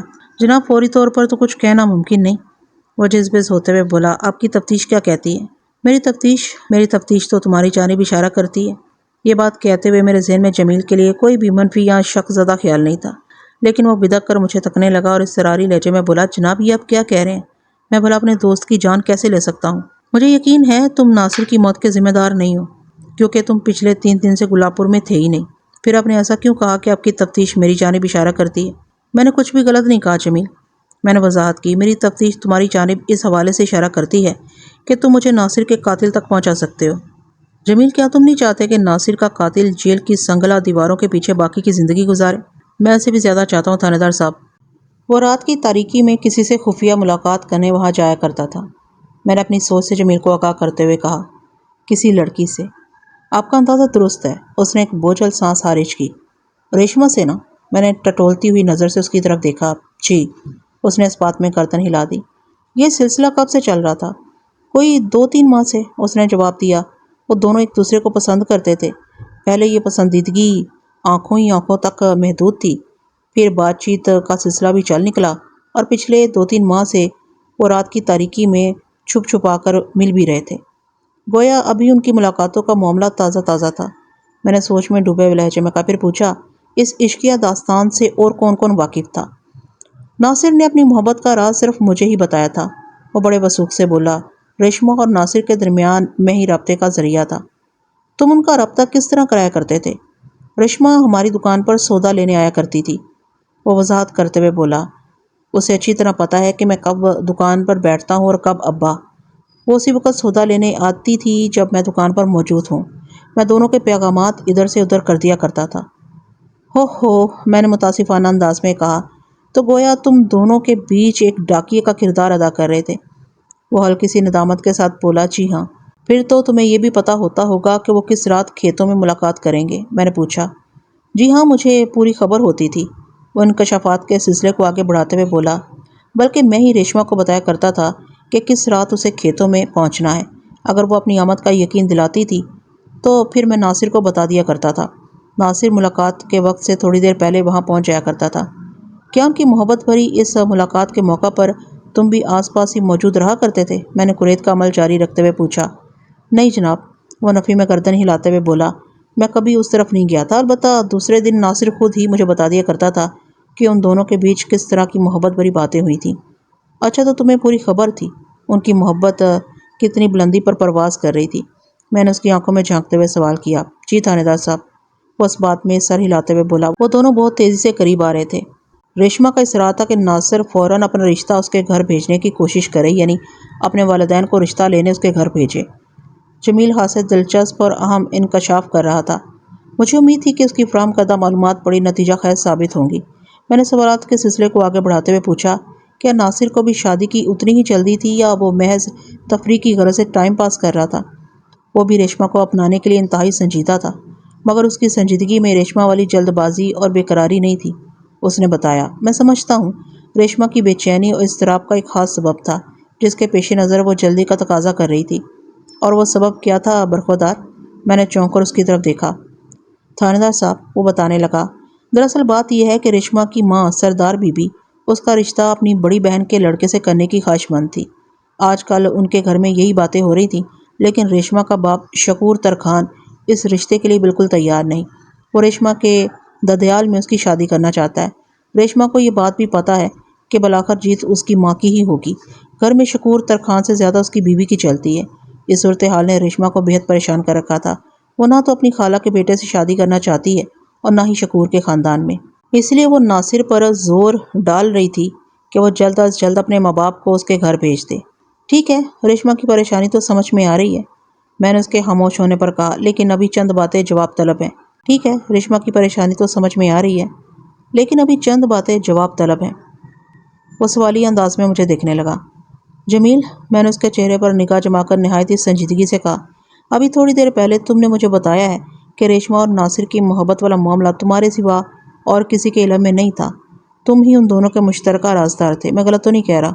نہیں جناب، حقیقت یہی تھی، وہ بڑے وثوق کے ساتھ بولا۔ اور تم ہی ان دونوں کے بیچ ملاقات کی سیٹنگ بھی کیا کرتے تھے؟ میں نے کہا، یہ بات تمہارے ہی توسط سے ریشما تک پہنچا کرتی تھی کہ کس رات کھیتوں میں ناصر اس کا انتظار کر رہا ہوگا، ہے نا؟ جی ہاں، اس نے اس بات میں جواب دیا۔ میں نے پوچھا، پچھلے 2 دن سے گلاب پور میں نہیں ہو، ابھی تھوڑی دیر پہلے ٹوبہ ٹیک سنگھ سے واپس آئے ہو، لیکن ناصر کا قتل پچھلی رات کو ہوا ہے۔ وہ کھیتوں میں پہنچا تھا تو اس کی لاش ادھر سے ملی ہے، اور آدھی رات کے وقت وہ ظاہر ہے ریشما سے ملنے ہی ادھر گیا ہوگا۔ جب تم گلاب پور میں موجود ہی نہیں تھے تو پھر ریشما کو اس ملاقات کی خبر کس نے دی ہوگی؟ کیا اس بار ناصر نے خود ہی اسے کہہ دیا تھا کہ اسے کس رات ملاقات کے لیے کھیتوں میں پہنچنا ہے؟ نہیں جناب، ایسی کوئی بات نہیں، وہ گہری سنجیدگی سے وضاحت کرتے ہوئے بولا۔ جس دن میں ٹوبہ ٹیک سنگھ گیا ہوں اسی روز یہ بات طے ہو گئی تھی کہ پچھلی رات ان دونوں کو کھیتوں میں ملاقات کرنا ہے، اور میں نے اس پروگرام سے ریشما کو آگاہ بھی کر دیا تھا۔ اس کی طرف سے یقین دہانی کے بعد ہی میں نے ناصر کو خوشخبری سنائی تھی کہ وہ ضرور آئے گی۔ اس کا مطلب ہے ناصر گزشتہ رات پروگرام کے عین مطابق ریشما سے ملاقات کرنے ادھر کھیتوں میں پہنچا تھا۔ میں نے سوچ میں ڈوبے ہوئے لہجے میں کہا، جی بالکل۔ اس نے تائیدی انداز میں گردن ہلائی، اور یقیناً ریشما بھی وہاں گئی ہوگی۔ اس نے ایک مرتبہ پھر سر کو اثباتی جنبش دی۔ اس کا مطلب یہ ہوا کہ پچھلی رات کھیتوں میں ناصر کے ساتھ جو ہولناک کھیل کھیلا گیا، ریشما اس کی چشمدید گواہ ہے۔ میں نے کہا، وہ قاتل کی نشاندہی کر سکتی ہے؟ جی ہاں، میں بھی یہی سمجھتا ہوں، جمیل نے معتدل لہجے میں کہا۔ اگر ناصر کو ریشما کی آنکھوں کے سامنے موت کے گھاٹ اتارا گیا ہے تو اس کا بیان آپ کو قاتل تک پہنچنے میں مدد دے سکتا ہے، لیکن وہ بولتے بولتے رکا تو میں نے پوچھا، لیکن کیا؟ لیکن آپ ریشما کا بیان لیں گے کیسے؟ ظاہر ہے اس کے گھر جا کر، اور کیسے؟ میں نے الجھن زدہ انداز میں اس کی طرف دیکھا۔ یہ ٹھیک نہیں ہوگا تھانے دار صاحب، وہ تشویش بھری نظر سے مجھے دیکھنے لگا۔ کیا ٹھیک نہیں ہوگا؟ میں نے گھور کر اسے دیکھا۔ جو بھی کہنا چاہتے ہو کھل کر واضح الفاظ میں کہو جمیل۔ جناب، آپ کی تفتیش کا دائرہ اس کے گھر تک پہنچے گا تو ان کی محبت کی کہانی بھی ڈھکی چھپی نہیں رہ سکے گی، وہ متذبذب لہجے میں بولا۔ میں نہیں چاہتا یہ معاملہ کھل کر گاؤں والوں کے سامنے آئے۔ ناصر تو اب اس دنیا میں باقی نہیں رہا، خواہ مخواہ ریشما کی جگ ہنسائی ہوگی۔ ریشما کی جگ ہنسائی کی اہمیت کا تو تمہیں بہت احساس ہے۔ میں نے کہا، دوست کے قاتل کی گرفتاری کا دھیان نہیں ہے؟ مجھے دونوں معاملات کا ایک جتنا خیال ہے جناب، وہ منت ریز لہجے میں بولا، اسی لیے تو کہہ رہا ہوں۔ میں تمہاری بات سمجھ نہیں سکا۔ میں نے کہا، ریشما سے پوچھ گچھ کیے بغیر تفتیش کی گاڑی آگے کیسے بڑھے گی؟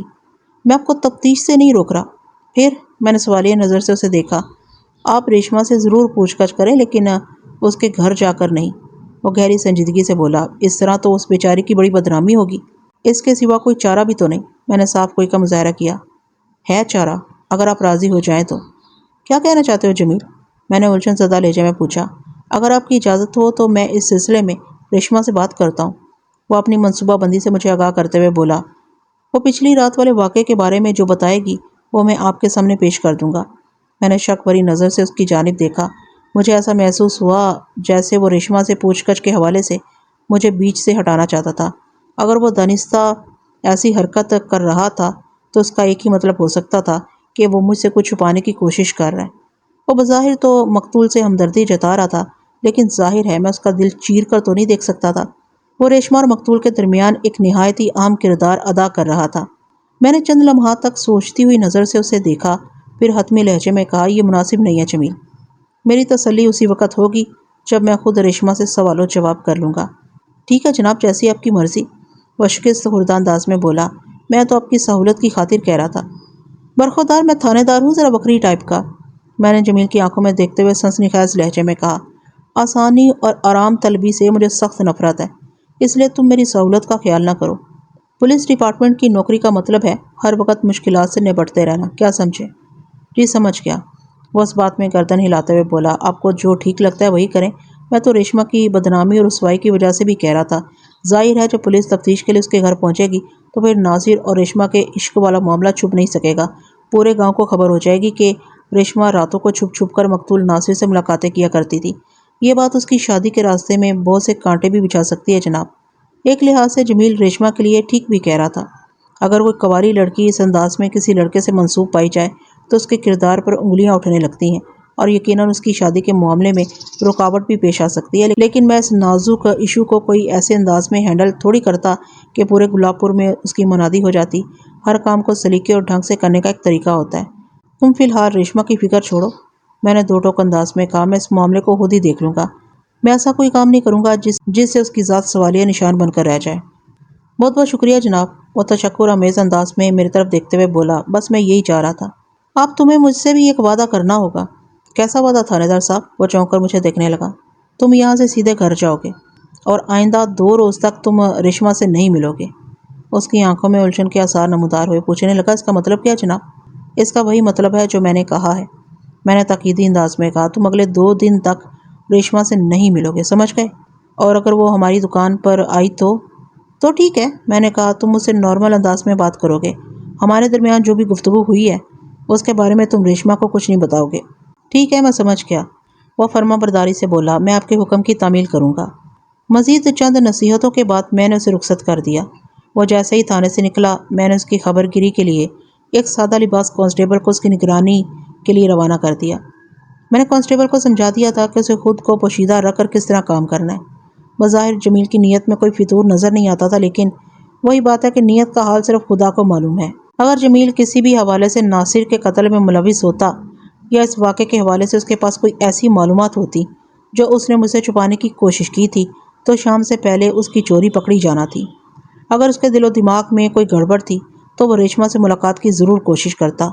بہرحال جو بھی تھا وہ بہت جلد سامنے آنے والا تھا۔ میں نے آج ہی ریشما کے گھر جا کر اسے پوچھ گچھ کرنے کا فیصلہ کر لیا تھا، اور وہ اس طرح کے گاؤں والوں کو میرے حوالے سے کوئی ایسا شک نہ ہو کہ میں خاص طور پر ریشما کو ٹارگٹ کر کے وہاں پہنچا ہوں۔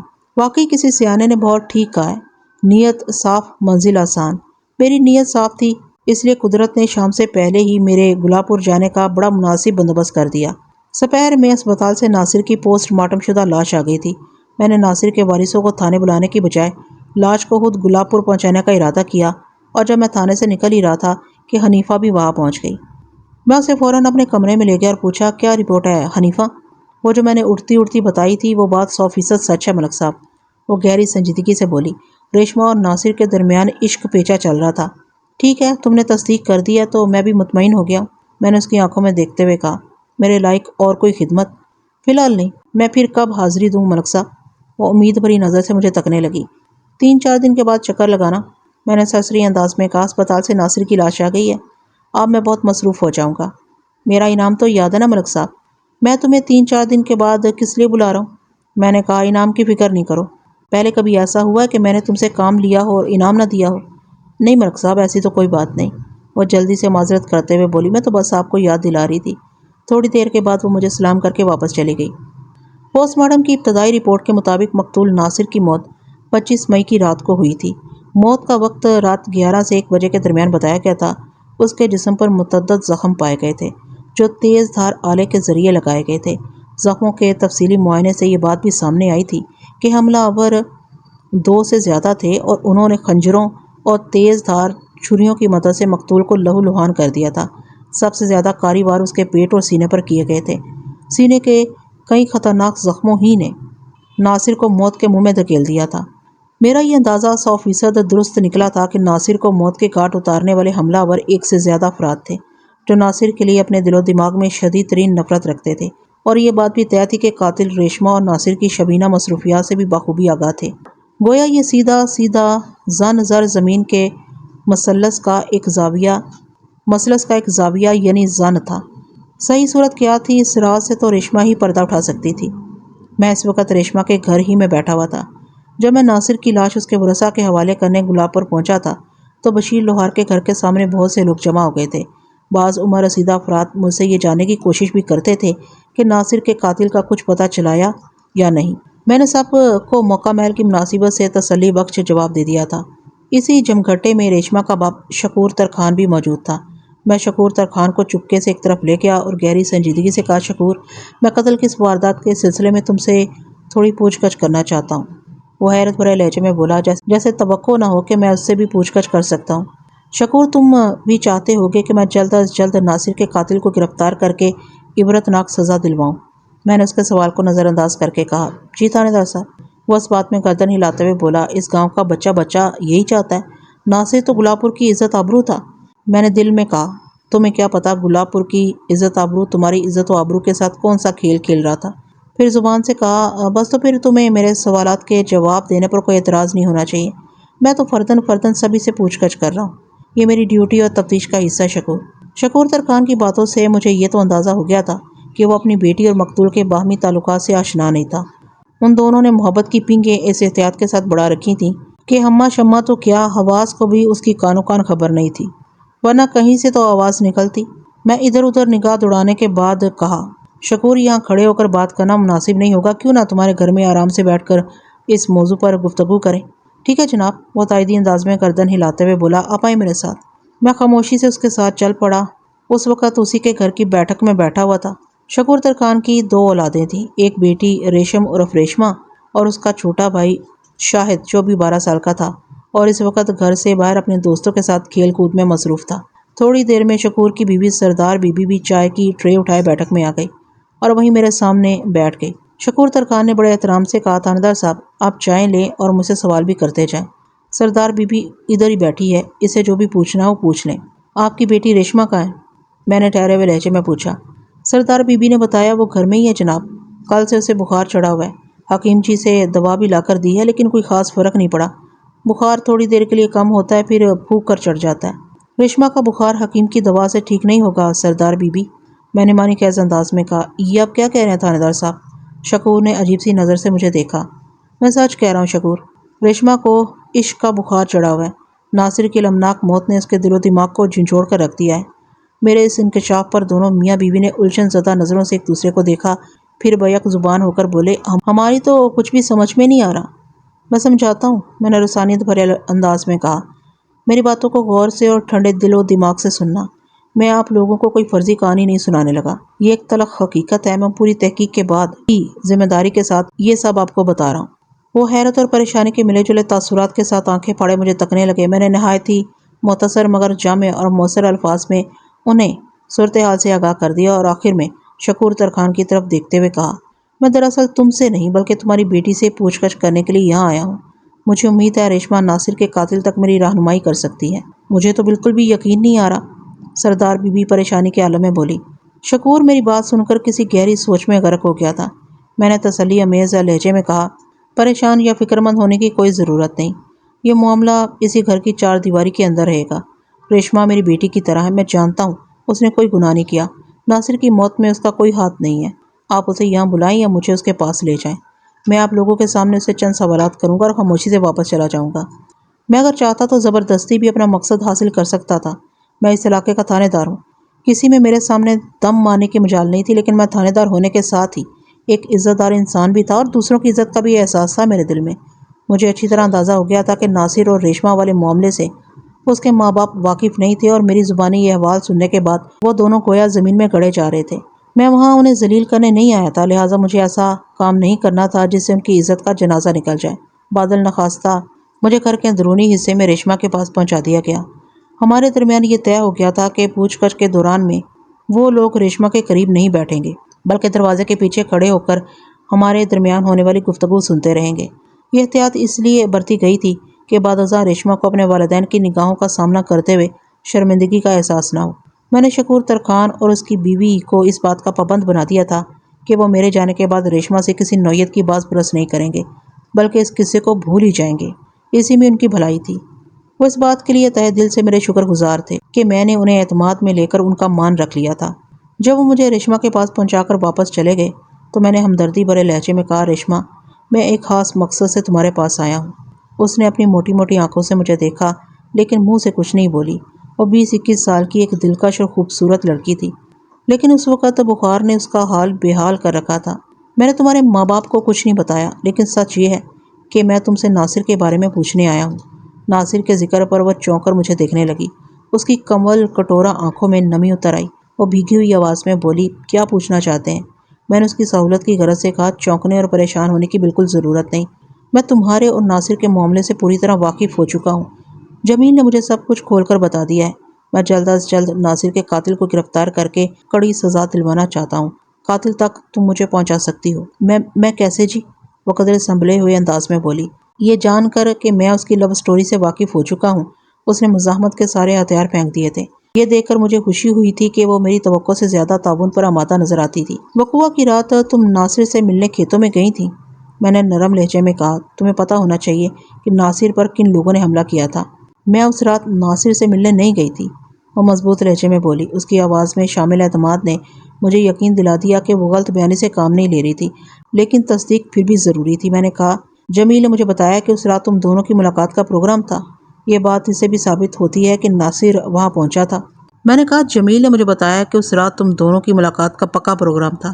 یہ بات اس سے بھی ثابت ہوتی ہے کہ ناصر وہاں پہنچا تھا۔ یہی بات میری سمجھ میں نہیں آ رہی کہ ناصر وہاں کیوں گیا تھا، وہ الجھے ہوئے انداز میں بولی، جبکہ اس نے خود ہی پروگرام کینسل کیا تھا۔ پروگرام کینسل کیا تھا؟ میں چونک اٹھا، یہ تم کیا کہہ رہی ہو؟ میں بالکل سچ کہہ رہی ہوں تھانے دار صاحب، وہ سپاٹ آواز میں بولی۔ مجھے کچھ پتہ نہیں ناصر پروگرام کینسل کرنے کے بعد خود وہاں کیوں گیا تھا۔ کل سے یہی سوچ سوچ کر میرا دماغ پھٹا جا رہا ہے۔ ایک منٹ، ان لمحات میں میرا ذہن برق رفتاری سے کام کر رہا تھا۔ تم دونوں کے بیچ رابطے کا ذریعہ جمیل ہی تھا نا؟ جی ہاں، لیکن جمیل تو پچھلے 2 دن سے گلاب پور میں موجود ہی نہیں تھا۔ میں نے اس کی آنکھوں میں دیکھتے ہوئے پوچھا، پھر پروگرام کو کینسل کرنے والی بات تمہیں کس نے بتائی تھی؟ امتیاز نے، وہ ٹھہرے ہوئے لہجے میں بولی۔ کون امتیاز؟ میں نے تیز آواز میں پوچھا۔ امتیاز چاچا مقبول کا لڑکا ہے جی، اس نے جواب دیا۔ کیا امتیاز کو بھی تم دونوں کے چکر کی خبر تھی؟ نہیں جی، وہ تو بیچارہ بچہ ہے، ریشما نے بتایا۔ امتیاز کی عمر 8-9 سال ہوگی، ادھر ہمارے پڑوس میں ہی رہتا ہے۔ اوہو، میں نے گہری سانس خارج کی اور پوچھا، امتیاز نے تم سے کیا کہا تھا؟ جس رات ہماری ملاقات طے تھی اسی شام امتیاز نے مجھے دیکھ کر کہا تھا کہ ناصر بھائی نے کہا ہے آج نہیں آنا۔ تم نے امتیاز سے کوئی سوال نہیں کیا تھا؟ کیا تھا جی، وہ بولی۔ مجھے تو یہ دیکھ کر بڑی حیرت ہوئی تھی کہ ناصر نے امتیاز کے ہاتھ کیوں پیغام بھجوایا تھا۔ میں نے امتیاز کو چیک کرنے کے لیے پوچھا تھا کہ کہاں نہیں جانا مجھے۔ پھر اس نے کیا جواب دیا؟ میں نے اضطراری لہجے میں کہا۔ اس نے جواب دیا کہ وہ اس سے زیادہ اور کچھ نہیں جانتا، ریشما نے بتایا۔ ناصر بھائی نے بس اتنا کہا تھا، ریشما کو چپکے سے بتا دو آج نہیں آنا، اسے کوئی ضروری کام ہے۔ وہ لمحے بھر کے لیے رکی، ایک گہری سانس خارج کی، پھر اپنی بات مکمل کرتے ہوئے بولی، جمیل ٹوبہ ٹیکسنگ گیا ہوا تھا، ورنہ میں اس کی دکان پر جا کر تصدیق کر لیتی۔ امتیاز کو مزید کچھ معلوم نہیں تھا اور ناصر سے جا کر میں پوچھ نہیں سکتی تھی۔ بس میں نے یہی فیصلہ کیا کہ آج رات ناصر سے ملنے نہیں جاؤں گی۔ اوہو، میں نے گھمبیر انداز میں کہا، اس کا مطلب یہ ہے ناصر کو پوری منصوبہ بندی سے قتل کیا گیا ہے۔ مجھے یقین ہے امتیاز اس شخص کو ضرور جانتا ہوگا جس نے ناصر کے حوالے سے تمہارے لیے پیغام بھیجا تھا۔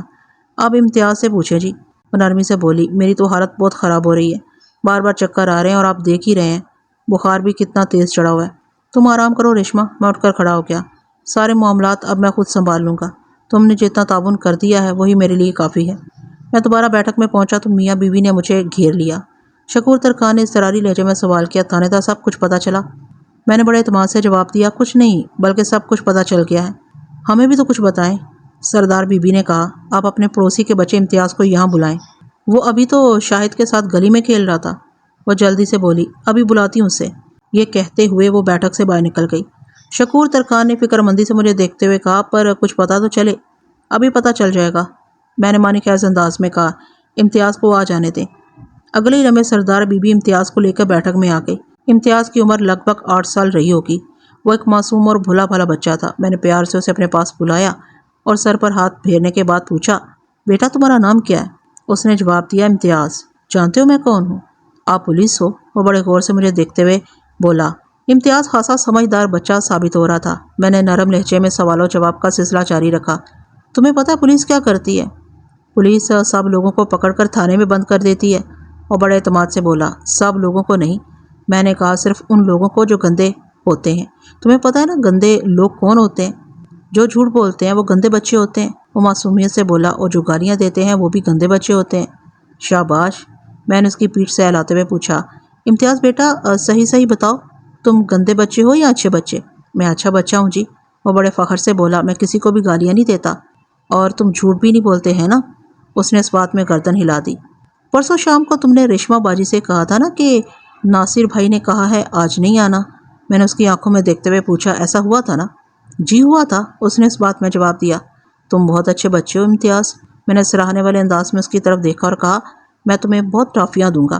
اب یہ بھی بتا دو کہ تم نے ریشما باجی کو کہاں جانے سے منع کیا تھا؟ یہ تو مجھے نہیں پتا جی، وہ بڑی معصومیت سے بولا۔ آپ کو یقین نہیں آ رہا تو میں رب کی قسم کھاتا ہوں۔ نہیں بیٹا، قسم کھانے کی ضرورت نہیں ہے، مجھے تم پر بھروسہ ہے، میں نے دوستانہ انداز میں۔ تم نے تو ریشما باجی سے وہی کہا نا جو ناصر بھائی نے تم سے کہا تھا، ہے نا؟ نہیں جی، وہ الجھن زدہ نظر سے مجھے تکنے لگا۔ میں نے پوچھا، کیا نہیں؟ یہ بات مجھ سے ناصر بھائی نے نہیں کہی تھی، اس نے جواب دیا۔ پھر کس نے کہی تھی؟ میں نے حیرت بھرے لہجے میں سوال کیا۔ حیدر بھائی نے۔ تمہارا مطلب حیدر علی؟ میں نے سرسراتی ہوئی آواز میں استفسار کیا۔ زلیخا بی بی کے بیٹے حیدر علی نے؟ جی جی وہی حیدر بھائی، وہ جلدی سے بولا۔ حیدر علی کا گھر بھی گلاب پور ہی میں واقع تھا، لہٰذا وہاں تک رسائی حاصل کرنے میں مجھے کسی دقت کا سامنا نہیں کرنا پڑا۔ حیدر علی سردار بی بی کی بڑی بہن زلیخا بی بی کا بیٹا یعنی ریشما کا کزن تھا۔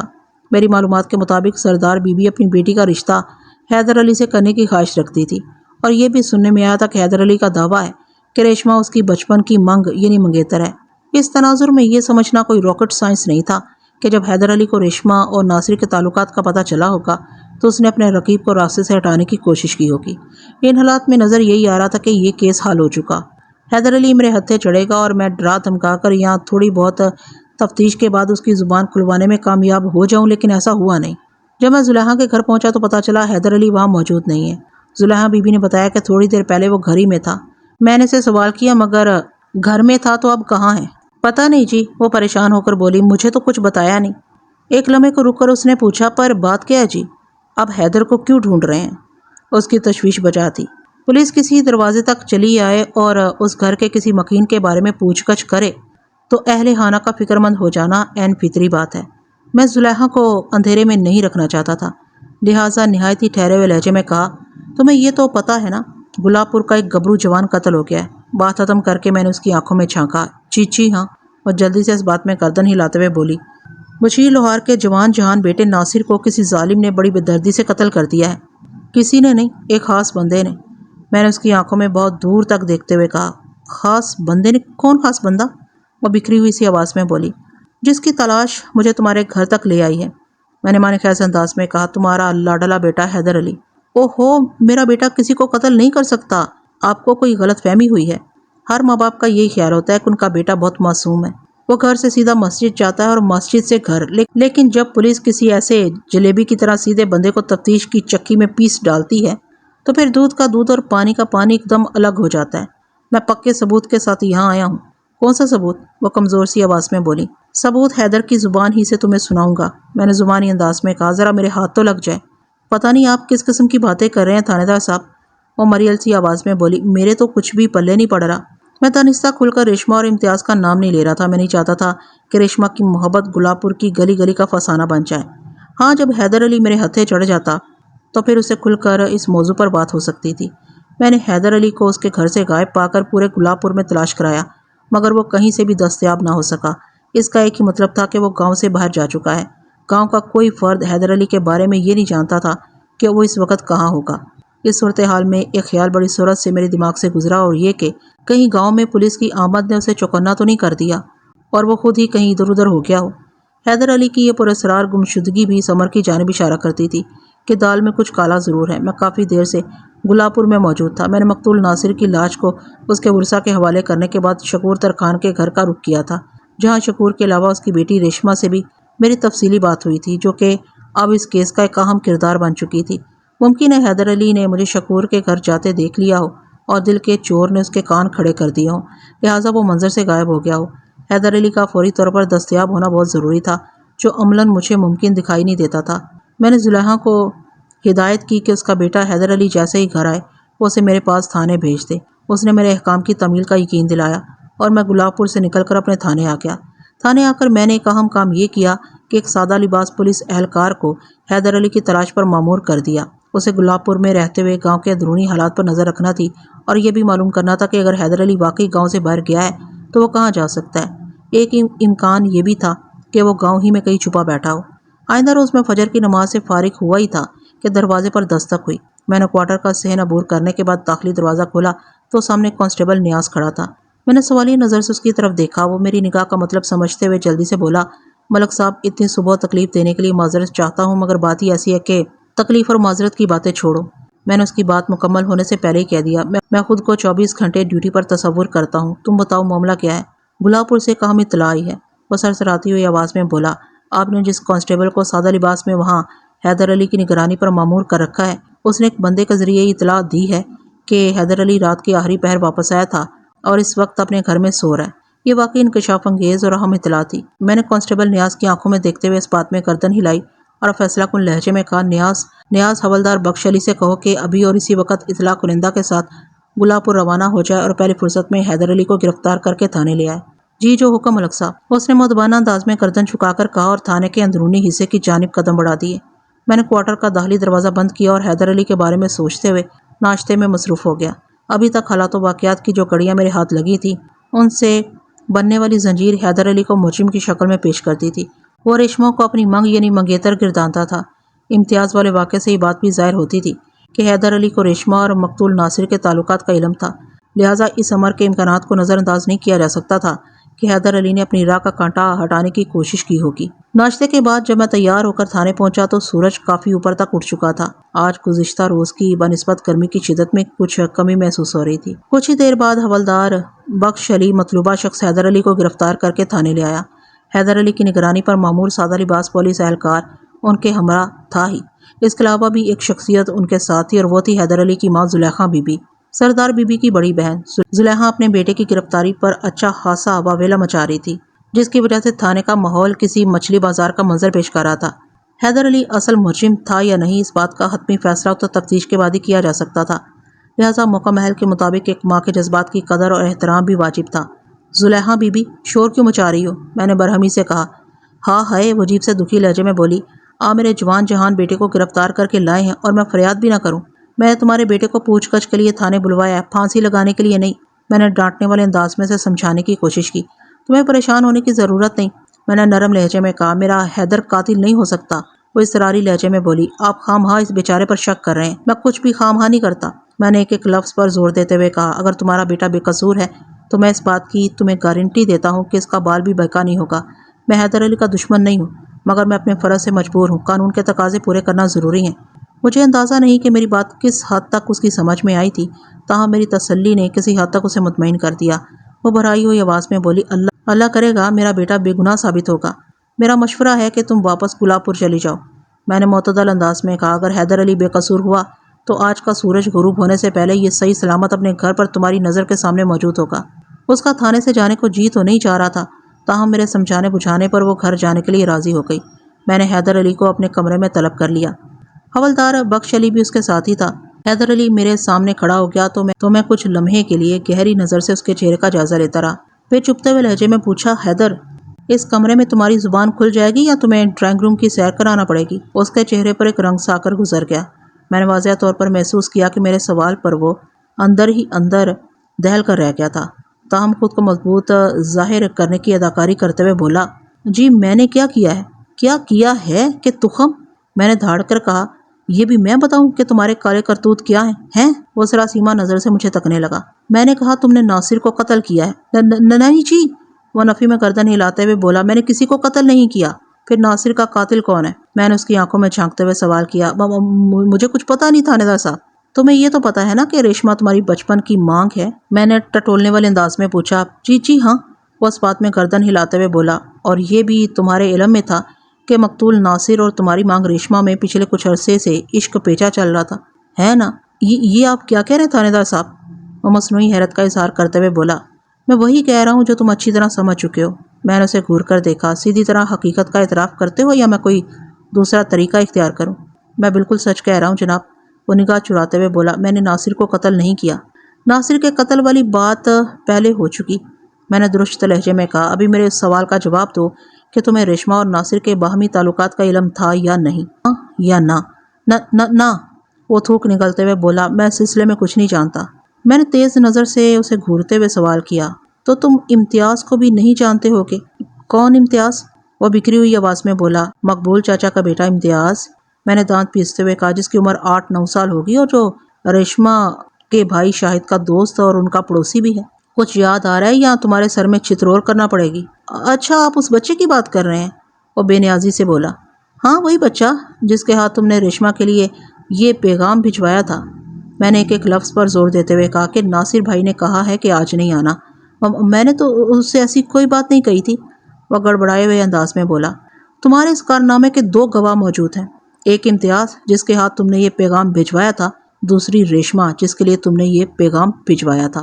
آپ بتاؤ کیا کہتے ہو؟ وہ میری اس چڑھائی کے نتیجے میں بری طرح بوکھلا گیا اور اپنی جان بچانے کے لیے آئیں بائیں شائیں کرنے لگا۔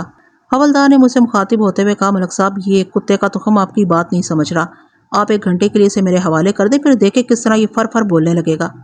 اور میں نے حیدر علی کو حوالدار کے حوالے کر دیا۔